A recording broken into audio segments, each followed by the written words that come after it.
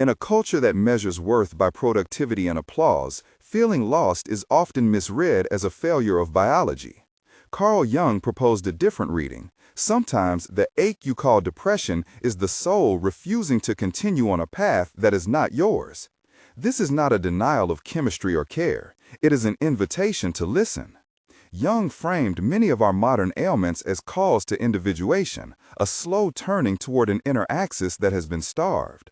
Imagine waking each morning to flawless routines that feel like props in someone else's story. You climb, you win, and yet inside there is a steady cooling, a color leaving the world.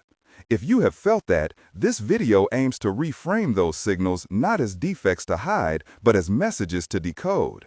We will trace how disconnection from purpose fuels what looks like depression, learn practical ways to hear the unconscious, and begin simple steps toward a life that answers back. If this resonates, stay with me. If you want more conversations that treat pain as a teacher instead of a flaw, subscribe and walk this path with us. Picture a staircase that is sturdy and straight, but placed against the wrong wall. Reaching the top offers no view because it was never meant for you. If that image landed, keep watching. Most people grow a persona like an outfit they never take off. The persona is the social costume that secures income, recognition, and predictable praise. It is useful. It is also a risk when it swallows the self. Consider Laura a project manager who keeps meetings sharp and calendars immaculate. On the outside, she radiates reliability. Her coworkers admire her. Her mother, Priya, praises her discipline. But inside, Laura describes afternoons that blur into a gray numbness, a taste of metal at the back of her throat when she tries to imagine retirement. Thomas, a former athlete turned consultant, laughs in gatherings and then sits alone at night with a hollow that no trophy fills. Miguel, a high school teacher, tells stories of students and board reports, but confesses to Sarah that he wakes before dawn and cannot sleep because his hands remember making woodwork, a craft he abandoned to be sensible. These portraits are familiar because modern life structures incentives to perform roles. The problem is not performance. The problem is when the performed story is not yours. You learn to speak the language the world expects, and in doing so, you lose fluency in the language your soul uses. The persona becomes a buffer that hides shame and shields vulnerability. It also isolates you from mates and allies. Marcus, an old friend of Alex, offers coffee and flippant advice, while Emma, Alex's sister, sits in the kitchen with a plate that cools unnoticed and asks the same question gently each week. The room smells of stale coffee, the chair fabric is worn under her weight, sunlight pools like a faded memory. Across the table. These small sensory details show how the outer world remains intact, even as an inner life dwindles. Symptoms are not necessarily meaningless errors. From the Jungian vantage, symptoms are language. They are metaphors enacted by body and psyche to draw attention. Apathy is not only tiredness. It can be a refusal that hides itself as sleep. Insomnia can be a mind trying to recompose a story that the day has been denying. The loss of appetite can be the soul saying no to the cases you carry on your shoulders.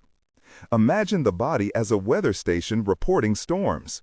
Instead of turning off the alarms, the standard approach is often to quiet them with medication alone or distraction. That can help short term. But silence without translation leaves the source unaddressed. A woman named Priya noticed that every time she accepted work that did not honor her values, she developed a persistent back pain. Her physician called it tension. Her friend Daniel suggested yoga. Her brother Marcus said she was overreacting. Only when she began to ask what her back pain might be saying did something shift. She wrote daily and mapped moments of resistance. The pain correlated with meetings where she had to perform a corporate identity that felt alien. 2 tension moments crystallized into decisions. First, to speak up at a meeting and risk ridicule. Second, to refuse one contract that would have required her to market something she found exploitative. These were not easy. They are the kinds of moments we will return to. In the room, the light was dry. The coffee tasted faintly of burnt sugar. The chair squeaked like a hinge. That tactile world anchors the abstract claim. Symptoms can be guides. Individuation is not the same as individualism.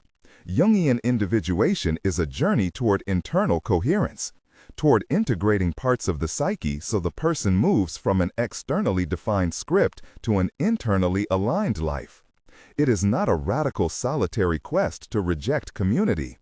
It is the slow recovery of a center that can hold relationship, work, and creativity without dissolving into a series of performed roles. To put it plainly, individuation asks a few practical questions. What do I do that feels like play and work at the same time? When do I feel time soften instead of tighten? Which small, persistent images recur in my dreams? These prompts are the beginnings of a map. Think of the self as an inner compass that has been covered with dirt. Individuation is the cleaning and the listening that follows. It requires patience and modest experiments. The difference between individuation and personal success is that success often measures outward markers while individuation measures alignment. A brief exercise to practice listening is to inventory 3 activities this week that felt energizing and 3 that felt draining. Then ask why. Record even the tiny details. Which coworker, like Laura or Miguel, makes you feel more yourself? What textures in the day relax you? Is there a place in the city where you feel inexplicably light? These questions are not tests. They are probes into terrain often overlooked. Learning to hear the unconscious requires methods, not mysticism. Dreams, sudden impulses, recurring images, irritations, and attractions are the language of the psyche. Start with a simple dream journal placed beside your bed.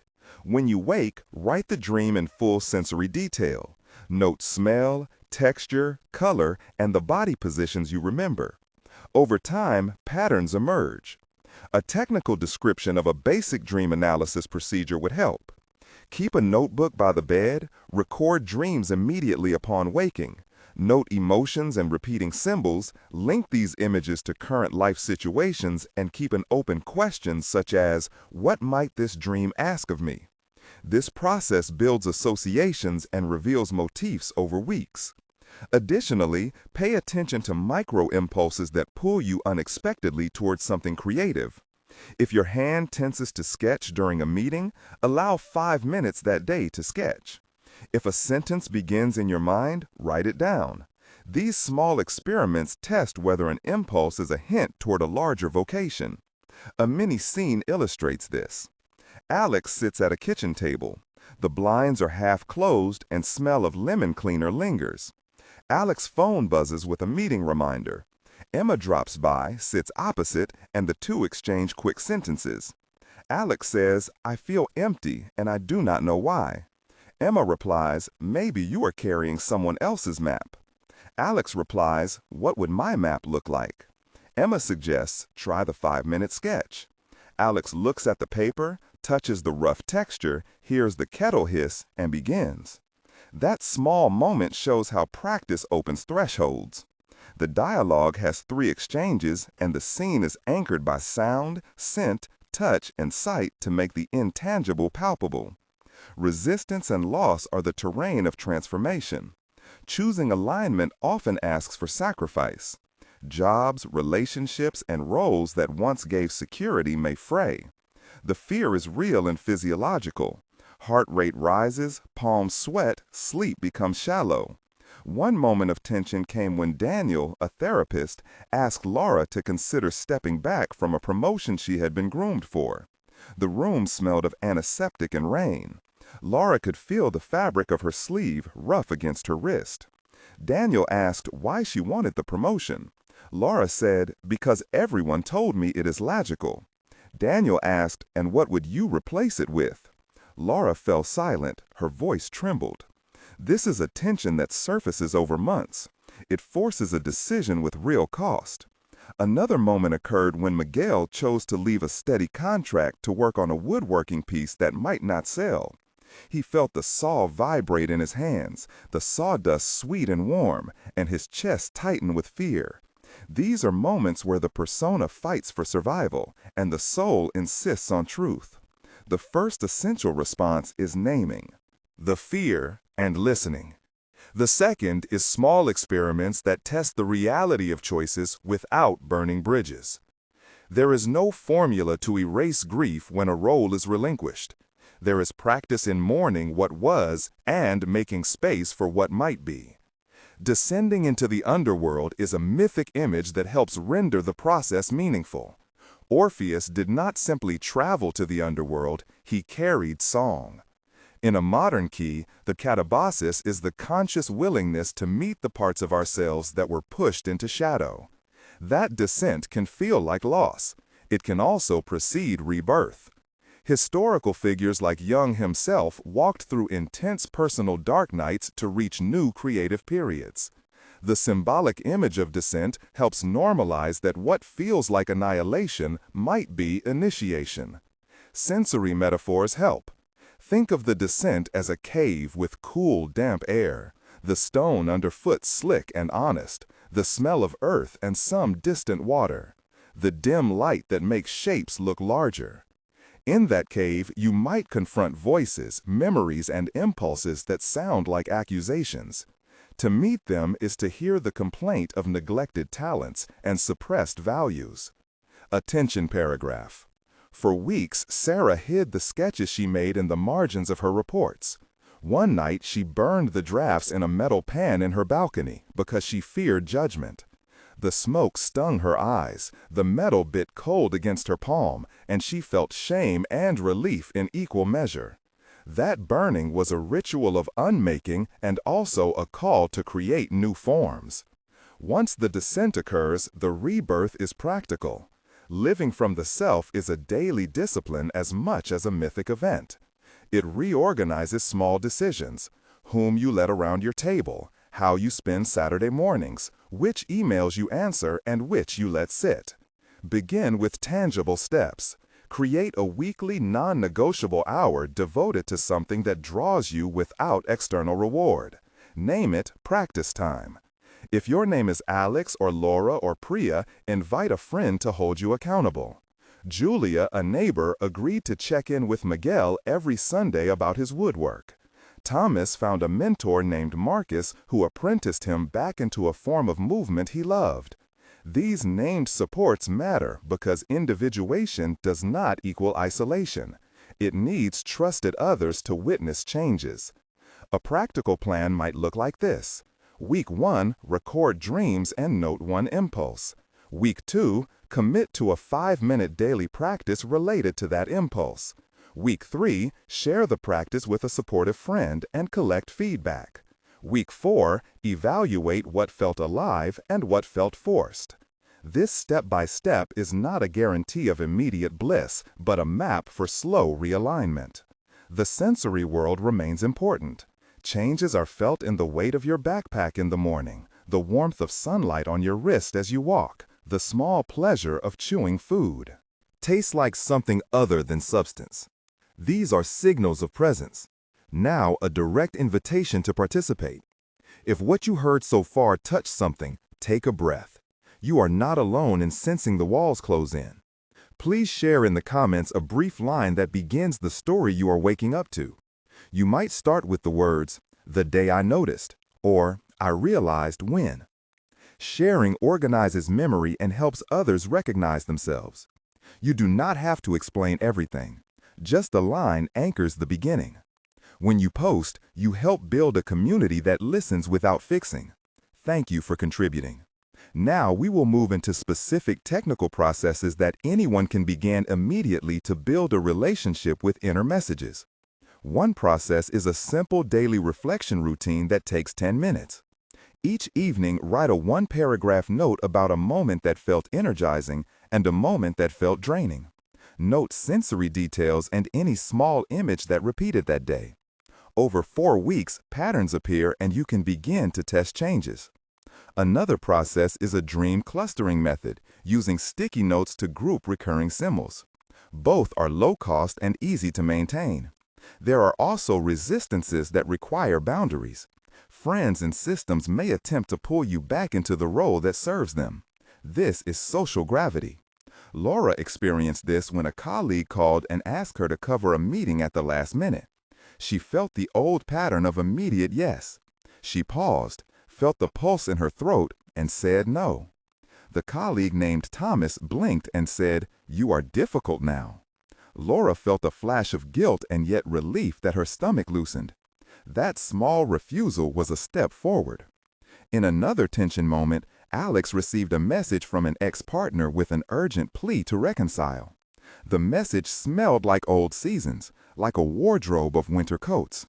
Alex reached for the phone, felt the fabric of the couch under his palm, and then set it down. He chose to let the message sit unopened for a day. These are practices of boundary making that feel petty and profound at once. They require rehearsal and support. The narrative arc asks for integration.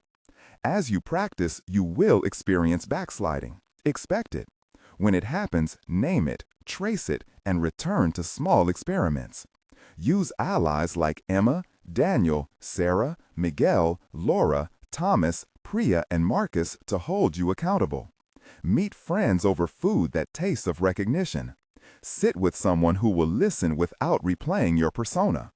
In practical terms, you might negotiate with your employer for a trial-reduced schedule, start a class in a craft, or volunteer in a context that aligns with your values. These are not grand gestures, but testable steps. The process explanation is simple. Identify a small practice, commit to a short duration, record outcomes, and adjust. Over months, this scaffolding changes orientation. Now, 3 concentrated tension moments to anchor the difficulty and the courage. First, a moment where a decision feels like loss. Laura declines the promotion and faces family disappointment. The living room smells faintly of old coffee, the television hums, and her hands shake while she folds a letter. She feels grief like a physical weight. Second, a moment where a secret impulse demands expression. Miguel brings his first piece of woodwork to a small market. He smells sawdust and onions from nearby food stalls, hears a child laugh, and feels exposed. His palms are rough and warm. A patron compliments the grain and buys it. Relief and terror mingle. Third, a moment of confrontation. Alex tells his manager that the next project will not align with his values and offers a compromise. The manager looks at him. The room is cool. The fluorescent lights flicker slightly, and the silence stretches. This exchange could dismantle security.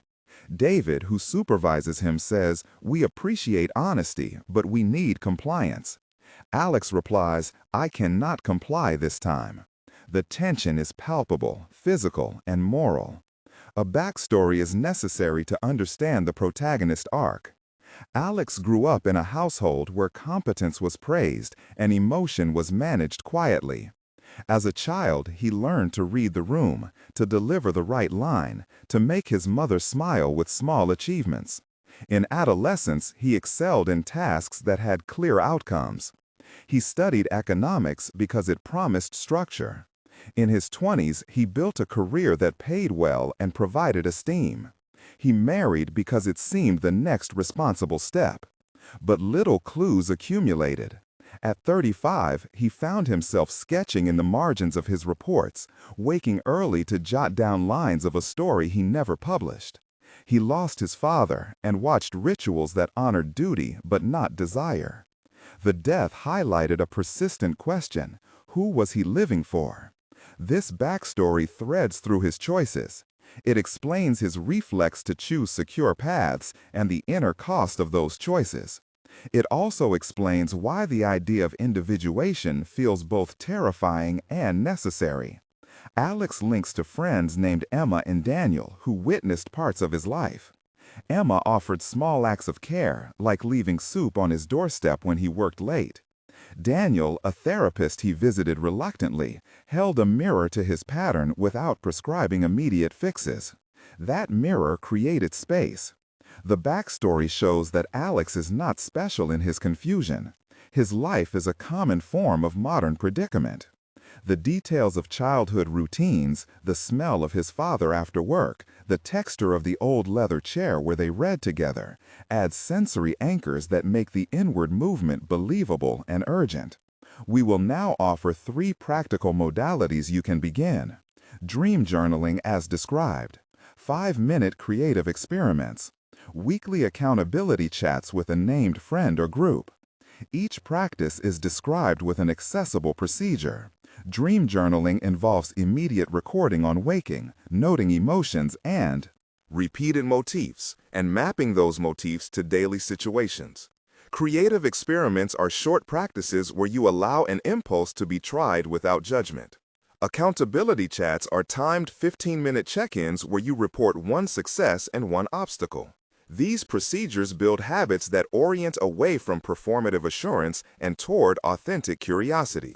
The epilogue that follows sketches possible trajectories. 1 month later, you will notice small signs. Perhaps your dreams are clearer and one motif repeats. You will have attempted at least one 5-minute practice and felt a taste of what aligns with you. Maybe you replaced one habitual yes with a gentle no. The tightness in your chest may have loosened a little. You may have written one short note in the journal and noticed how the act of naming reduced the weight of uncertainty. You might also feel more isolated because the persona was doing social work for you. That isolation is normal. Use it to seek allies. 3 months later, the changes may feel less precarious. Small practices have become routines. You may have shared a piece of your work with a friend like Miguel or Laura and received honest feedback that helped refine your sense of direction. Some relationships will have recalibrated. Work that once felt like theater might have been modified to include projects that feel meaningful. You will face choices that require courage, and you will have rehearsed refusal enough times to find a steadier voice. Expect uneven progress. 6 months later, the shape of your life will show signs of coherence. Habits of attention have accrued. There will be losses, perhaps tangible ones, like income shifts or changed friendships. Yet, these will be balanced by discoveries of capacity, a quieter interior that can host both joy and pain, and a clearer sense of what your days are for. You may take on a course, join a small collective, or simply choose to work fewer hours to make room for creation. The months do not promise comfort, but a growing sense that your choices are not random. They accumulate into an axis. Before we close, a reminder about care. If your symptoms are severe or you are at risk, seek professional support immediately. These reflections are not substitutes for clinical treatment. They are companion practices meant to augment careful care. If you choose to work with dreams and impulses, consider a trained therapist or group for support. Practical steps to begin today include: write one dream fragment, try a 5-minute creative act, and call one friend named in your life who can hold you accountable. These small actions are practical translations of a larger movement.